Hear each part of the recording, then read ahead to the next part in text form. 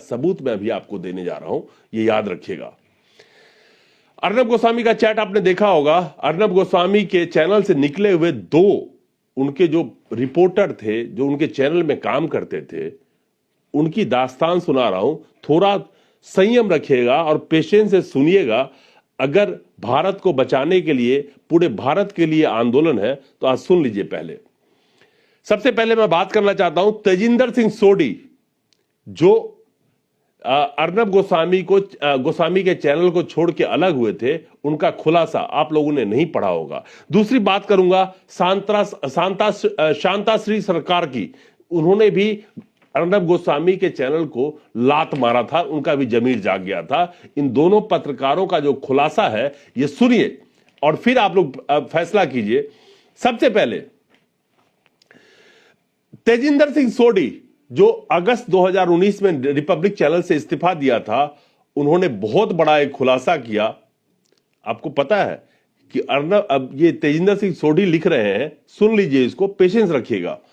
एक दिन डेस्क में किसी का, मैं उसका नाम नहीं लूंगा, इन्होंने लिखा है, मैं उसका नाम नहीं लूंगा, लेकिन अर्नब गोस्वामी ने उसको इस कदर प्रताड़ित किया कि उसे दफ्तर के मेज पे ही हार्ट अटैक आ गया। एक दिन डेस्क से किसी का मेरे पास फोन आया कि सुनंदा पुष्कर के पिता के घर जाइए और उनके नजदीक जाके छुप जाइए। सुनंदा पुष्कर का जो केस हुआ था उसके बारे में ये बता रहा है रिपोर्टर कि किस तरह से अर्नब ने उसको रिपोर्टिंग करने के लिए कहा था। ध्यान से सुनिएगा। सुनंदा पुष्कर के घर जाइए, उसके घर में छिप जाइए, निश्चित समय पर आपको बताया जाएगा कि आगे क्या करना है। तो रिपोर्टर ने सोचा कि मैं क्यों छुपूं। उन्होंने अपने स्टाफ पे कभी भरोसा नहीं किया। अंतिम क्षण तक हम लोगों को कुछ नहीं बताया जाता, रिपोर्टर को अंतिम क्षण तक कुछ नहीं बताया जाता है। तभी मुझसे कहा गया छुपने के बाद कि आप सुनंदा पुष्कर के घर में दाखिल हो जाओ। यह अर्नब गोस्वामी की चैनल के रिपोर्टर की इंटरव्यू की बात बता रहा हूं।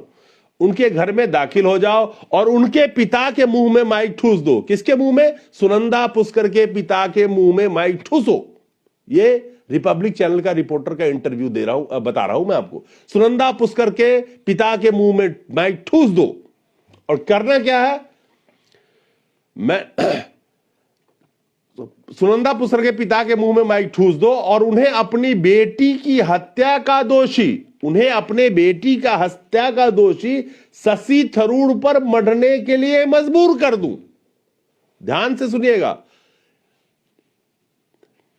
गोदी मीडिया, अर्नब गोस्वामी के चैनल से कहा जाता है रिपोर्टरों की सुनंदा पुष्कर के घर में छुप जाओ। फिर फोन आता है कि अब उसके घर में घुसो और उसके बूढ़े पिता यानी कि सुनंदा पुष्कर के पिताजी के मुंह में माइक ठूसो और उसके पिता पे दबाव डालो कि तुम शशि थरूर पे ये इल्जाम लगा दो कि तुम्हारे बेटी का हत्यारा वही है। अब आप किसान के नेता समझ रहे हैं कि आपके मुंह में माइक क्यों ठूसा जाता है? ध्यान से सुनिएगा मेरी बात, इसको आप अपने आप से जोड़ के देखिए। शशि थरूर से मेरा कोई मतलब नहीं है, भाड़ में जाए था शशि थरूर। मेरा मतलब है भारत को बचाने के लिए जो ये आंदोलन चल रहा है, इससे सीख लेके आप नेताओं को ये बात समझ में नहीं आए कि जो दिन भर प्रेस कॉन्फ्रेंस करते रहे किसी ना किसी बॉर्डर पे। मेरा सिर्फ इतना मकसद है, क्योंकि हम आपके साथ हैं, हम अन्नदाता के साथ हैं और अन्नदाता के साथ कोई मतलब ऊंच नीच ना हो जाए, इसके लिए मैं इतना कड़े शब्दों का इस्तेमाल कर रहा हूं। खैर, सोढी जी का आगे कहना है, जब सोढी जी ये कर नहीं सके, जो रिपब्लिक चैनल में काम करते थे अर्नब के चैनल में, तो उनसे कहा गया कि अर्नब आग बबूला हो रहा है। मैं शब्दशः पढ़ रहा हूं इन चीजों को। अर्नब आग बबूला हो रहा है और वह चाहता है कि पिता कैमरे में बोले कि थरूर ने उसके बेटी को मारा है। यह शब्दशः मैं पढ़ के आपको बता रहा हूं और कहीं और से नहीं पढ़ रहा हूं। यह कारवां मैगजीन है, जो भारत का सबसे पुराना मैगजीन में एकमात्र मैगजीन माना जाता है। उसको पढ़िएगा, कारवां हिंदी में भी आता है। उस चैनल से उस कारवां के मैगजीन के रिपोर्ट से पढ़ के मैं आपको बता रहा हूं। अर्नब चैनल से रिपोर्टर को कहा जाता है कि सुनंदा पुष्कर के घर में घुसो, छुप जाओ, सब निकल जाए। तो फोन आता है कि अब उसके बूढ़े पिताजी के मुंह में माइक ठूसो और उसको जबरदस्ती बोलो कि ये बोले कि थरूर ने हमारी बेटी का हत्यारा थरूर है। आप समझ रहे हो? इसलिए मैं मना कर रहा हूं। फिर यहां पे बता देता हूं बीच में, किसान नेताओं को सावधान रहने की जरूरत है। दिन भर मुंह में माइक ठूसने की जरूरत नहीं है। उसकी भी और भी हकीकत आगे बताऊंगा। जब मैंने यह करने से इनकार कर दिया और वहां से निकल पड़ा, ये सोढ़ी साहब कहते हैं जो रिपब्लिक चैनल के में रिपोर्टर थे, अगस्त में उन्होंने ये चैनल छोड़ा था। तो नौकर से बातचीत, बहुत सारी इसमें चीजें हैं, मैं उस पर नहीं जाता हूं। अगले दिन अर्नब ने मुझे कॉल किया और मुझ पे बेतहाशा चीखते चिल्लाते हुए मुझसे कहा, कैमरे के सामने श्रीमती सुनंदा पुष्कर के पिता से उनकी बेटी की मौत के लिए थरूर को कसूरवार ना ठहराकर मैंने शर्मसार किया। सोधी साहब ये कहते हैं, किसको? अर्नब कह रहा है कि तुमने हमें शर्मसार किया, रिपोर्टर को कह रहा है तुमने गलत रिपोर्टिंग नहीं करके हमें शर्मसार किया। सोधी साहब इसकी वजह से वो चैनल छोड़ गए थे। अभी रुक जाओ, अभी बहुत सारे खुलासा है, मैं आपको बताऊंगा। 1 महीने बाद रिपब्लिक में काम करने वाली शांता सरकार, यानी कि अगस्त की ये बात है, सितंबर की ये बात होगी जो मैं पढ़ के आपको बता रहा हूं। अब जब शांता सरकार की नोटिस की बात खत्म हो गई तो वो चैनल से निकल गई। उन्होंने बहुत सारे खुलासे किए हैं और ये खुलासा हमारे किसान नेता को जरूर सुनना चाहिए और ध्यान से सुन लीजिएगा। इन्होंने बहुत सारा खुलासा किया है। उन्होंने न्यूज लॉन्ड्री को एक इंटरव्यू दिया जिसमें उन्होंने कहा, शांता सरकार जो रिपब्लिक चैनल में पहले काम करती थी, लोगों को सताने के लिए एक विशिष्ट शब्दावली का इजाद कर रखा है। जिस लोगों को सताना होता है, उससे बातें निकलवाने होती है, उसके लिए एक विशिष्ट शब्दावली का इस्तेमाल कर रखा था इस अर्नब गोस्वामी ने, जिसके जरिए लक्षित व्यक्ति जिसको टारगेट करना होता है उस व्यक्ति के नाटकीय प्रतिक्रिया लेने के लिए दबाव बनाया जाता है रिपोर्टर पे। कुछ ऐसा उसको उकसाओ कि वो गुस्से में आ जाए, वो कुछ ऐसी बात बोल दे, उसको कवर करना है। इसमें उमर अब्दुल्ला की उदाहरण दी गई है, जो उन्होंने अपनी बातें बताई है कि उमर अब्दुल्ला जाओ महबूबा मुफ्ती के साथ चेंज सीक्वेंस करो, कि जिसको उसका उकसाना हो उसको चेंज सीक्वेंस का नाम दिया था, जिसको टारगेट करना हो उसको चेंज सीक्वेंस का नाम दिया था इन्होंने। और उसके साथ चेंज सीक्वेंस करो जो उस आइडियोलॉजी को नहीं मानता जिनको वो मानते हैं, यानी कि जो चैनल चाहता है जो वो नहीं करता है तो उसका चेंज सीक्वेंस, ये वर्डिंग यूज करते हैं ये गोदी मीडिया के चैनल में कि उसको टारगेट करना है। ये किसान नेता ध्यान से सुन ले। लक्ष्य को निशाना बनाने की चैनल के लिए अपनी पसंदीदा बातें होती है। मेरा जॉब एक हिटमैन का था, सोढ़ी साहब अब आगे बता रहे हैं। और वो कहते हैं कि सभी बयानों को हासिल करो, उसमें सिर्फ कवि वाला जो बयान हो, यानी कि 1-2 शब्द कहीं गलती से मुंह से निकल गया हो तो वही चैनल को दिखाना होता है। ये सोढ़ी साहब जिनकी बात कर रहा हूं, तो वो सोढ़ी साहब कह रहे हैं कि मैं उसी से, सुभाष चौधरी जी मैं किसी पार्टी के लिए, पार्टी वार्टी गई तेल लेने के लिए, सारे पार्टी चोर हैं, देश की जनता ही आज के डेट में अपोजिशन है, ठीक है, तो बकवास करने की जरूरत नहीं है। अब ये लिखते हैं यहां पे कि ये हिट्स केवल रिपोर्टर तक सीमित नहीं थी, ये बातें जिसको भी टारगेट करना है गोदी मीडिया को, कहते हैं उसका खूब इंटरव्यू लो। इसमें जिक्र किया गया है कि किस तरह से ये दोनों रिपोर्टर बताते हैं कि जैसे ही कोई गलत वर्ड निकलता है तो उनको चैनल से फोन आता है कि तुसी कहो कि हम लाइव आ रहे हैं, तुसी कहो कि हम लाइव आ रहे हैं, तुम कहो कि हम लाइव आ रहे हैं। ये लाइव वाला फंडा आप समझ में आ रहा है, जो ये गोदी मीडिया कहती है कि हम आपको लाइव दिखा रहे हैं। ये इसमें खुलासा किया है इन्होंने कि तुसी कहो कि हम लाइव आ रहे हैं और उस लाइव में उसी को काट के उनको दिखाना होता है। तो हमारे किसान नेताओं से आग्रह है कि जो ये चीजें, खुलासा तो बहुत पहले हो चुकी है और बहुत सारी चीजें इसमें है। आप लोग खुद कारवां मैगजीन के वो हिंदी में भी है, कारवां मैगजीन हिंदी में डालिए, CARVAN कारवां मैगजीन, उसमें डालिए और आपके गूगल पे भी वो खुल जाएगा, आप खुद पढ़िए उसमें जाके। ऐसा मैं कोई रॉकेट साइंस लेके नहीं आया हूं कि मैं आज ही लेके आया हूं, ये पुरानी चीजें हैं लेकिन लोग पढ़ते नहीं, इसलिए मैं आपको बता रहा हूं। तो 2 रिपोर्टर का जो खुलासा है ये समझिए आप लोग। तो किसान नेता सावधान हो जाए, कोई गोदी मीडिया अगर मुंह में माइक ठूसे तो आप समझ लीजिएगा कि आपके सिर्फ एक गलत शब्द या आपके किसी गलती का ये इंतजार कर रहे हैं। इसलिए मैं बार बार कह रहा हूं कि एक अपने प्रेस कॉन्फ्रेंस का टाइम फिक्स कीजिए, चाहे किसी भी बॉर्डर पे किसान नेता बैठे हो, अपना टाइम फिक्स कीजिए और एक बार बोलिए 5 बजे, 4 बजे या 3 बजे आप आइए, प्रेस कॉन्फ्रेंस होगा, मैं आपको बाइट दूंगा एक बार।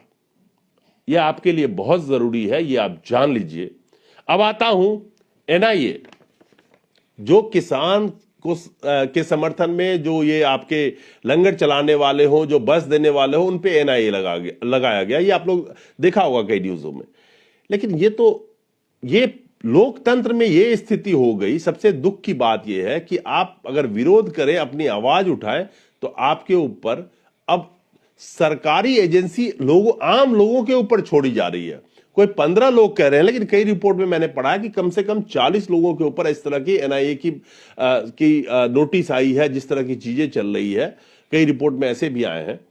हम कौन सा लोकतंत्र में जी रहे हैं? ये बहुत ही एक सोचने वाली विषय है। और आज ये जो मौजूदा सरकार है, क्या ये समझती है कि भारत इन्हीं के कब्जे में है? कभी ये विपक्ष में नहीं आएंगे? जब आप विपक्ष में आएंगे, मैं बड़ा शालीनता से कहना चाहता हूं, जब आप विपक्ष में थे भी, अगर यही काम दूसरी सरकार ने किया होता तो आपकी वजूद खत्म हो जाती शायद। लेकिन आप समझते हैं कि क्या वो कुर्सी सदैव आपकी रहेगी? आखिर आप लोग ये कर क्या रहे हैं? जब कोई दूसरी सरकार आएगी, हो सकता है 5 साल लगे, 10 साल लगे, पता नहीं कब तक लगे, लेकिन जब दूसरी सरकार आएगी, जब यही काम करेगी, तब आप अगर आवाज उठाएंगे तो भारत की जनता आपको बहुत बहुत गालियां देगी। और इसलिए गाली देगी कि आज आप वही काम कर रहे हो। ऐसा काम ना कीजिए कि जनता भी आपके साथ ना रहे। आप 200, 400, 500, 1000, 2000 अंधभक्त लेके आप सरकार नहीं बना सकते। ईवीएम की बात मैं नहीं कर रहा हूं, वो सवालिया निशान है, बाकी हम देख लेंगे। लेकिन एक चीज, उसके बाद मोदी साहब ऐसी ऐसी चीज बेच रहे हैं। बड़ा इंटरेस्टिंग चीज बताता हूं आपको, आप देखिएगा कि आज एक रिपोर्ट आई है कि बंदरगाह मोदी साहब बेच रहे हैं, जहाज मोदी साहब बेच रहे हैं, जल थल जो भी देखो, हवा, सब मोदी साहब बेच रहे हैं। लेकिन खासकर एक चीज आप लोग समझ लीजिए, छोटी सी चीज बताना चाहता हूं लास्ट में, कि समुद्र के सहारे पैसे कमाने वाले जो देश के टॉप 100, देश के नहीं सॉरी, दुनिया के टॉप 100 कंपनियां जो सबसे ज्यादा पैसा कमाती है, वो समंदर के ऊपर बिजनेस करके कमाती है। ये आप ध्यान से समझ लीजिएगा। दुनिया की 100 टॉप कंपनियां जो पैसा सबसे ज्यादा कमाती है, वो समंदर के रास्ते जो कारोबार चलता है, जहाज हो, जहाज के से जुड़े हुए उपकरण हो, बंदरगाह हो, वो कंपनियां सबसे ज्यादा पैसा कमाती है। ऑयल एंड नेचुरल गैस, तेल और गैस की कंपनियां भी उसमें शामिल है। तो जिस तरीके से ओएनजीसी हो, बीपीसीएल हो, आपका बंदरगाह हो, जो अदानी साहब के एक छत्र राज है, एयरपोर्ट पे अदानी साहब का एक छत्र राज है, तो ये सबसे टॉप मोस्ट अर्निंग वाले जगह है। एक रिपोर्ट आया है, और आप लोग अभी पढ़िए, डाउन टू अर्थ हिंदी में भी आता है, उसमें एक रिपोर्ट पढ़िए आप लोग। डाउन टू अर्थ में ये रिपोर्ट आया है कि ओएनजीसी, अपने भारत का ओएनजीसी, उन 100 विश्व के कंपनियों में जो टॉप के पैसा कमाने वाले कंपनियां हैं, उसमें से वो 21वां स्थान पे है, जिसको मोदी साहब प्राइवेट हाथों में बेचना चाहते हैं। बीपीसीएल, ये भी तेल कंपनी है, ये भी टॉप की कंपनी है। बंदरगाह, आपको बताया वैसे कि देश की विश्व की 100 जो सबसे ज्यादा अर्निंग करने वाली कंपनियां हैं, वो समुद्र वाले बिजनेस से जुड़े हुए हैं। यही वजह है कि जो ये सब कंपनियां बेची जा रही है, समंदर से जुड़े हुए, जहाज ले लीजिए, बंदरगाह ले लीजिए, तेल कंपनी ले लीजिए। समंदर में तेल कंपनी भी आती है, ये याद रखिएगा, समझ लीजिएगा ध्यान से। ऑयल एंड नेचुरल गैस भी उसी में आता है। तो उसमें 21वां नंबर ओएनजीसी का है। अगर 85 लाख करोड़ रुपए का कमाई करी है इन 100 कंपनियों ने, ये तेल एंड ऑयल कंपनियां हैं, समंदर से जुड़े जो कारोबार है उससे जुड़ी कंपनियां हैं, उसमें से 1,24,000 रुपए की कमाई हमारे ओएनजीसी ने करी है, जो प्रॉफिट में था। और उसको भी डिसइन्वेस्टमेंट यानी कि बेचने के कगार पे ये सरकार पहुंची है। बीपीसीएल हो, टेलीकॉम कंपनियां हो, सारे कंपनियां जो टॉप की चल रही थी, जो घाटे में नहीं थी, जानबूझ के उनको प्राइवेट हाथों में बेचा जा रहा है। कितने पैसे के लिए? 40 कंपनियां लिस्ट में शामिल है। 2 लाख 2.5 लाख करोड़ रुपए सरकार को मिल जाएंगे। लेकिन आपको पता है, इन कंपनियों में जनता के कम से कम बीसों लाख करोड़ रुपए से ज्यादा लग चुके होंगे। उन कंपनियों को यह सरकार बेच रही है अपने मित्रों के हाथ में। 1,24,000, 21वीं नंबर पे, विश्व में 21वीं नंबर पे कंपनी है ओएनजीसी, उसको भी इन्होंने सेल पे लगा दिया है। अब इस बात को समझ रहे हैं किस तरह से पूरा देश जो है, खासकर देश का क्रीम जो जगह था, जहां पे सबसे ज्यादा कमाई वाली जगहें थी, जो हमारे आपके पैसे से पीएसयू बनी थी, उसको बेचने के लिए सरकार आमादा है चंद लाख करोड़ रुपए में। लेकिन यहां पे बहुत छोटे से में, जो बैंक का एनपीए था 2.5 लाख करोड़ का 2014 में, वो बढ़ के 17-18 लाख करोड़ पहुंच गया। बैंक से फर्जीवाड़ा 6 लाख करोड़ से 5 से 6 लाख करोड़ रुपए ये 6 से 7 सालों में मोदी सरकार में हो गया। तो 23 लाख करोड़ रुपए ये हुए।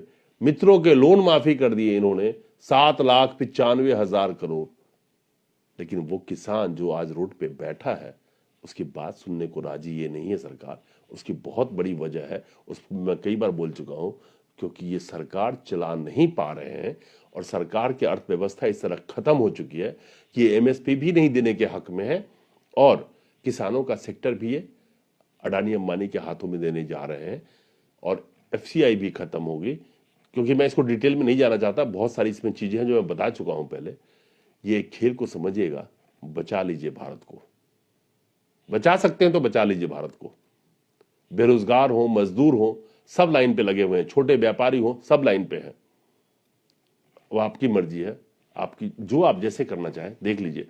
तो आप इसको शेयर जरूर कीजिएगा। और किसान के नेताओं से जाते जाते एक आखिरी गुजारिश, यह आंदोलन जब तक चले नहीं पता, लेकिन आप हर बॉर्डर पे जहां पे भी बैठे हैं किसान के नेता, एक वक्त फिक्स करें, 1 घंटा गोदी मीडिया चैनल से अगर आप बात करना चाहते हैं, उनको एक वक्त फिक्स कर दे। आपकी भी इज्जत रहेगी और आपके मुंह से एक गलत वर्ड निकलने के चक्कर में आपके साथ दिन भर मुंह में माइक ठूसे रहेंगे, आप फंस जाएंगे किसी दिन। उदाहरण मैंने आपको सारा दे दिया, आप समझिए। ये आपको जो कहता है ना कि मैं आपको लाइव दिखा रहा हूं, ये लाइव बाइट चल रही है, ये सब ड्रामा है। पढ़ के सुना दिया ना अभी, आप खुद भी जाके कारवा मैगजीन की रिपोर्ट है और उस पर जाके पढ़िए कि किस तरह से मीडिया आप लोगों के साथ व्यवहार करेगी। मीडिया नहीं, गोदी मीडिया, मीडिया तो है ही नहीं। इस डुडुगी में मत जाइए, सावधान हो जाइए। मेरा विनती है हाथ जोड़ के, ये भारत, हम ये किसान लोग ही भारत बचा सकते हैं। ये आम आदमी की बस की बात नहीं थी, हर आवाज को दबा दिया गया। आज आप किसान खड़े हुए हैं, अब आपके हाथ में ये भारत है। इसलिए हम तमाम भारत के जनता जो देश को जानते हैं, जो आंकड़ों को समझते हैं, देश कहां जा रहा है उसको समझते हैं, आपसे विनती करते हैं, इस भारत को आप ही बचा सकते हैं। अब ये तय है। आपकी हिम्मत थी कि आप 55 दिनों से आप रोड पे बैठ के और माइनस टेम्परेचर में आप डटे हुए हैं। सैल्यूट है आपको, सैल्यूट है आपको। पूरी भारत, क्या पूरा विश्व नमन कर रही है आपके आंदोलन को। आप बचा लीजिए इस चीज को। लेकिन जहां पे भी कुछ भी होगी तो हम आपके बच्चे हैं, हम आपके भाई हैं। हमारा सजेशन देना, आपको सुझाव देना हमारा फर्ज बनता है कि हमारे किसान भाई, हमारे जो बुजुर्ग बैठे हुए हैं 70 साल 80 साल के, उनके साथ कोई छल प्रपंच ये गोदी मीडिया ना कर दे, उनके मुंह से एक शब्द गलत ना निकल जाए जिसका फायदा ये गोदी मीडिया उठा के जो उठाती है, जिसका उदाहरण आपके सामने दिया है, ऐसा ना हो। सिर्फ हमारा ये मकसद है, बचा लीजिए इसको, यही कहना चाहूंगा। नहीं तो 60% से ज्यादा इस आज की जनसंख्या के हिसाब से भारत में नौजवान है। उन नौजवानों की आवाज भी सरकार ने दबा दिया। लेकिन आप किसान गार्जियन है, जब आप खड़े हो गए तो इनके तोते उड़ चुके हैं और आप ही बचा सकते हैं। हम तो विनती कर सकते हैं, हम जानते हैं कि, क्योंकि जो पढ़े लिखे लोग हैं वो जानते हैं कि भारत का क्या हाल है, भारत कहां पहुंच चुका है। हम विनती करते हैं आपसे, इसको बचा लीजिए। और जो हम लोगों से सपोर्ट बन रहा है वो हम कर रहे हैं, आपको जगाते रहेंगे। कहां पे आपके साथ छल प्रपंच हो रहा है उसको हम जाहिर करते रहेंगे, लेकिन संभालना आपको है। लीडर आप हैं। लीडर सिर्फ इस आंदोलन के नहीं है, भारतवर्ष आपका है। भारत एक कृषि प्रधान देश है, भारत कृषियों के लिए है। कृषि है तो भारत है, ये हम जानते हैं। तो शेयर जरूर कीजिए दोस्तों। और इस भारत को हमारे किसान भाई ही बचा सकते हैं। ये भारत सोने की चिड़िया, लेकिन वो सोना लेके जो चिड़िया उड़ रही है ना, उस चिड़िया को भारत हमारे किसान ने पकड़ लिया है। अब उस चिड़िया को हम उड़ने नहीं देंगे। बचाइए इसको। बहुत बहुत नमन है हमारे किसान भाइयों। और 121 किसानों की शहादत हो चुकी है, उनको भी श्रद्धांजलि है। और आप भी बचा सकते हैं। आखिर में यही कहना चाहता हूं। नमस्कार, शेयर जरूर कीजिएगा। अगर आप भारत के देशभक्त हैं, भारत को बचाना चाहते हैं तो कीजिए, बाकी मर्जी आपकी है। नमस्कार।